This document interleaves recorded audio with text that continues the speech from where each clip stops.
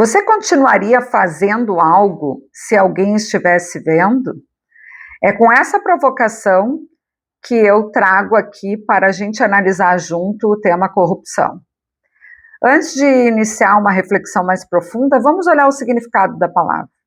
Corrupção é o desvio de conduta em que alguém usa poder, função ou confiança recebida para obter vantagem indevida, própria ou vantagem para terceiros, em prejuízo do coletivo.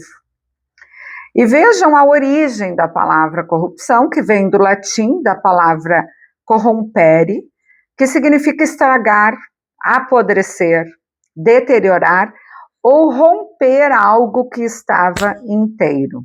Vejam então que corrupção, ela é igual a decomposição, e é bem assim mesmo.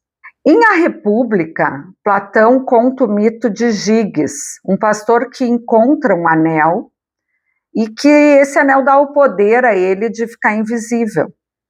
Então, sem risco de ser visto ou punido, Giges seduz a rainha, mata o rei e toma o poder. E Platão pergunta: se ninguém pudesse ver os seus atos, você continuaria sendo justo? Então, você continuaria fazendo as coisas corretas se ninguém estivesse vendo? Corrupção não começa com crime. Não ser ilegal não significa que seja ético ou aceitável. Antes da gente aprofundar ainda mais esse assunto, é importante a gente fazer a ressalva que antes de acusar qualquer pessoa, e a gente tem muito disso em condomínio, nós temos que ter certeza de fatos. Eu vou trazer alguns exemplos aqui para a gente analisar e vocês vão me dar feedback o que vocês acham dessas situações, né? Então, uma das situações que a gente tem é, se eu assinar algo para um síndico, me torna cúmplice? Então, essa análise que a gente tem que ver é o seguinte: se tu vai assinar sem conferir, se tu não sabe que é verdadeiro, se tu tem dúvida sobre aquele documento, se tu vais assinar só para favorecer o síndico ou para não dizer não a ele, sim, tu está sendo cúmplice. Depois, uma outra pergunta: a corrupção nasce de pessoas ruins ou de sistemas frágeis? Isso é uma coisa que eu sempre me questiono.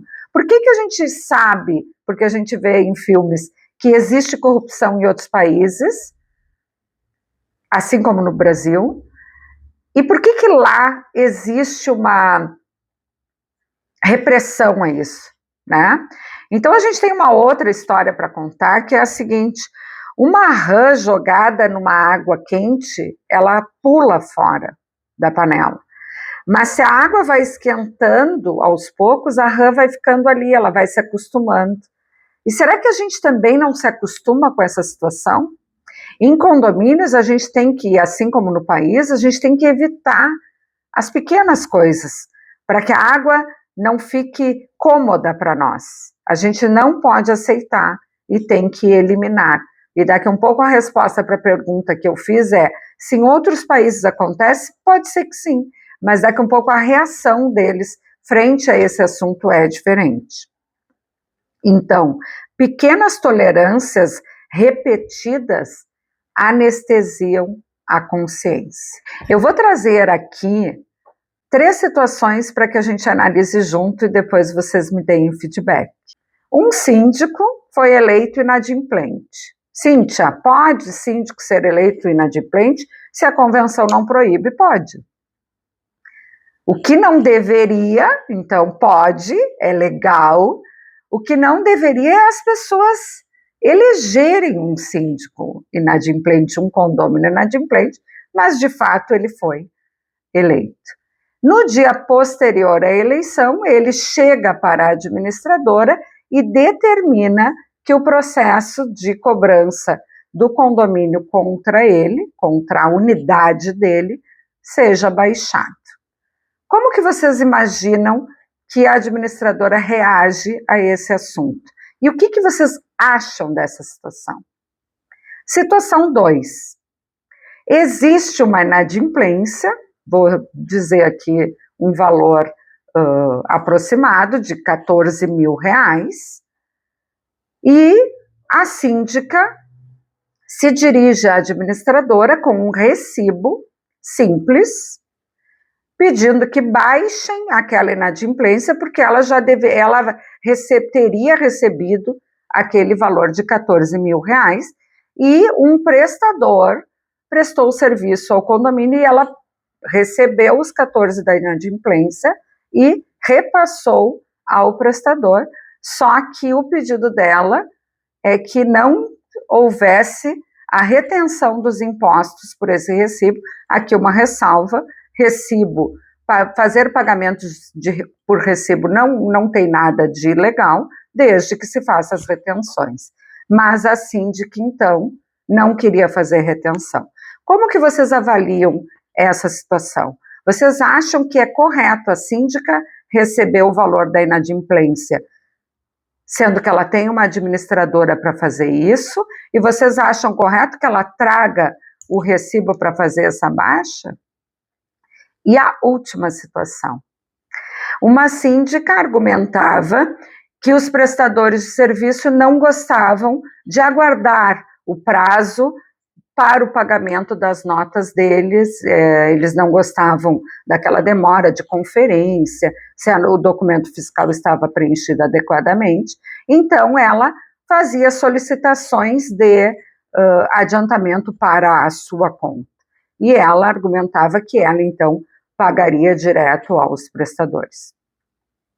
Dado o momento, passado o ano, a administradora informando para a Receita Federal todos aqueles recibos, porque a síndica pedia adiantamento, entregava o recibo e dava baixa daquele adiantamento.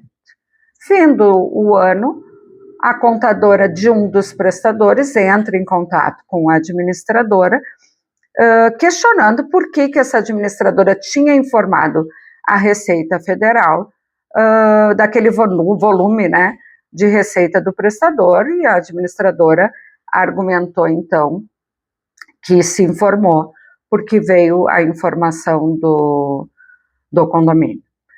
Então, findado todo esse processo, esse problema, chegou-se à conclusão de que o prestador não prestava serviço para aquele condomínio, e os documentos de prestação de conta da síndica eram falsificados. Então, gente, assunto ruim de falar, mas que é do nosso dia a dia. Então, como eu já falei em outro vídeo, o que a gente precisa fazer para mudar o país, o condomínio, é cuidar de nós, é fazer a coisa certa. Parar de olhar para o outro, parar de justificar através dos atos dos outros. Não, olhamos para nós, façamos as coisas certas.